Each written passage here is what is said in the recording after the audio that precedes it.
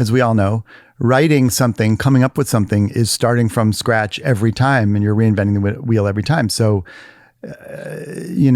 it's just a question of like, a lot of times if I have a thing, and I've got all these things going right now, for example, that I'm developing and hopefully going to start shooting, but you have to start from scratch every time. So you're like, okay, what's another idea that feels real to me, that feels true, that is funny, and that could sell? And then you're just starting from a blank page every time. So it's never easy. How many projects do you have you're working on right now? I kind of, at the moment, it's in different phases. I have, I guess, like maybe 3 features and maybe like 5 TV things. But I think that's a lot of things. But it's a combination for me, honestly, of both too much and not enough. Like, because I don't like to be spread thin. I'm not happy when I'm working on even more than one project. I'm most happy when I'm fully invested, and I'm in prep or shooting or post where I'm like really, really deeply, and I can't even think about anything else. That's when I'm happiest at my work. Yeah. But in a phase where you're developing, pitching, writing, and you sort of have to juggle things because you just don't know what's going to take flight, that's less fun for me, but necessary. I'll never push something forward if I don't think all that is a home run. Right. And sometimes people just say, oh, people don't want a movie like that anymore. Oh, that movie's too weird. Yeah, we just put out a weird movie, and we don't think people like weird movies. And suddenly you're like, wait, I got 4 of these. Oh, fuck. That are kind of eccentric, and they're not, a generic type of movie.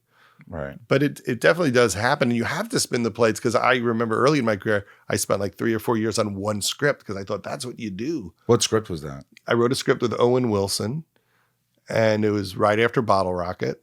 Which I love. And Cable Guy. I love Bottle Rocket. Just genius. And we wrote this script about a man who got in a drunk driving accident, but wasn't an alcoholic. And his sponsor at AA, where he was forced to go by the courts, was Rip Torn. And it was Rip Torn convincing him that he was an alcoholic, even though he wasn't.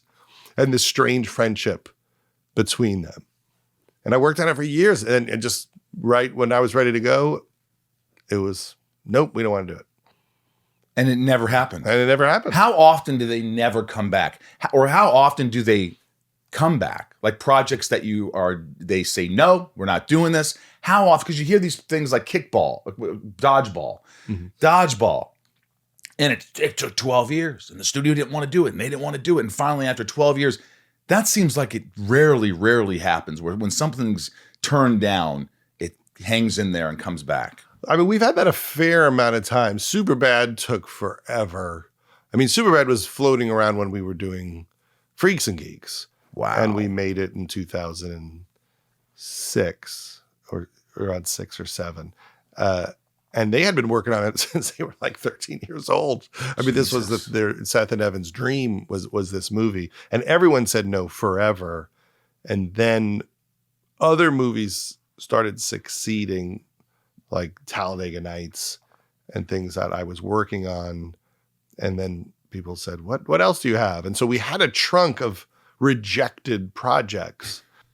But I think, and you always hear this, they always say, like, you could be, like, I love this. I've done this before where I wrote something and I'm like, this has to sell. This is it. This is genius.